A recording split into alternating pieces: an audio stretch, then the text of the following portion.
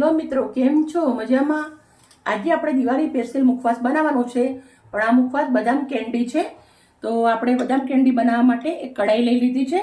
કઢાઈના અંદર આપણે એક વાટકી સમારેલો ગોળ નાખવાનો છે. ગેસ ચાલુ કરી દીધો છે. પછી ગોળ નાખી દઈશું. પછી ગોળના અંદર થોડું એવું આપણે પાણી રેડવાનું છે. 2 થી 3 ચમચી પાણી રેડ્યું છે. પછી ગોળનો આપણે પાક કરવાનો છે. મેં સફેદ ગોળ લીધો છે. તમે દેશી ગોળ લો તો બી ચાલે, પણ સફેદ ગોળ હોય તો આપણી કેન્ડી સારી દેખાય, કેમ કે બદામ ડાર્ક આવે એટલે ગોળ મેં સફેદ લીધો છે. હવે આપણે સરસ મજાનો ચીક્કીનો પાક કરીએ એવી રીતના પાક કરવાનો છે. પાક પણ કેવો કરવો છે એ પણ હું તમને બતાવું છું.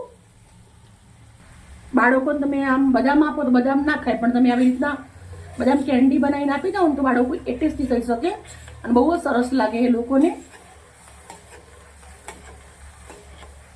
આવી રીતે હલાવતું રહેવાનું ચમચો ગોળના અંદર. આપણે એક રકાબીમાં પાણી લીધું છે. ચેક કરી લેશું.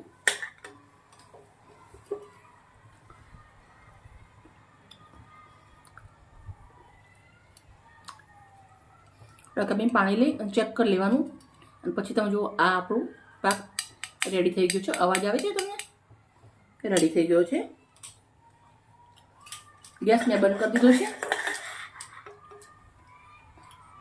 5 નંગ ઇલાયચીના દાણા કાઢ્યા છે નાખું છું. અડધી ચમચી એટલે આપણે તલ નાખી દઈશું અંદર. પછી જે આપણી બદામ છે વાટકી એ નાખી દઈશું. બદામ નાખીને આપણે સરસ મજાનું મિક્સ કરી દઈશું. ગેસ બંધ કરી દીધો છે મેં. આવી રીતે આપણે હલાવતા રહીશું 2 મિનિટ. મેં એક થાળીના અંદર થોડુંક એવું તેલ લગાવી લીધું છે.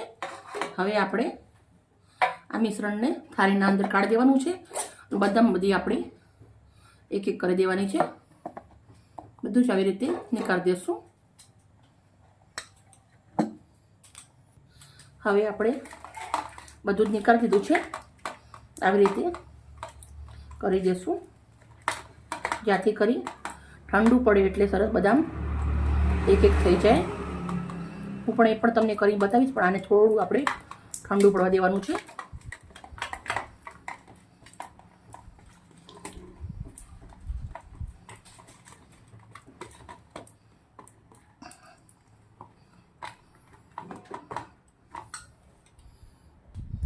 આપણી બદામ કેન્ડી તમે જોઈ શકો છો. આપણે આખી રીતના આવી રીતના પડ નીકાળવું હોય તો બી નીકળી શકે, પણ આપણે આને થોડી હજી ઠંડી પડવા દઈશું 10 મિનિટ. પછી આપણે એક એક નંગ આપણે આવી રીતે કરી દેવાના છે.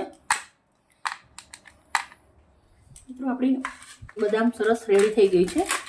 તમે જોઈ શકો છો આવી રીતના કેન્ડી બની ગઈ છે.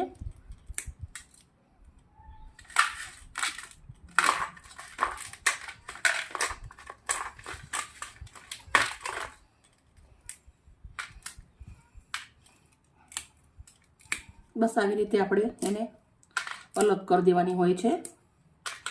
બાળકો આમ તો નથી ખાતા, પણ આવી રીતે તમે કેન્ડી સમજીને આપશો, નાના મોટા બધા જ ખાઈ લેશે ને તહેવારમાં મુખવાસમાં પણ બહુ જ સરસ રહેશે. આપણે આવી રીતના એક બરણી લીધી છે. બરણીના અંદર આપણે કેન્ડી ભરી દેવાની છે.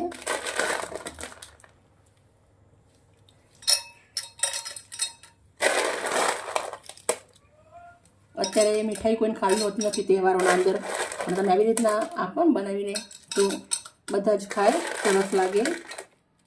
આપણે બરણી ભરી લઈશું. બરણી આપણે ભરી અને રેડી કરી દીધી છે. બનાવો એકવાર અને ખાઓ મહિના સુધી. સરસ મજાની બરણીના અંદર ભરી અને રેડી કરી દીધી છે.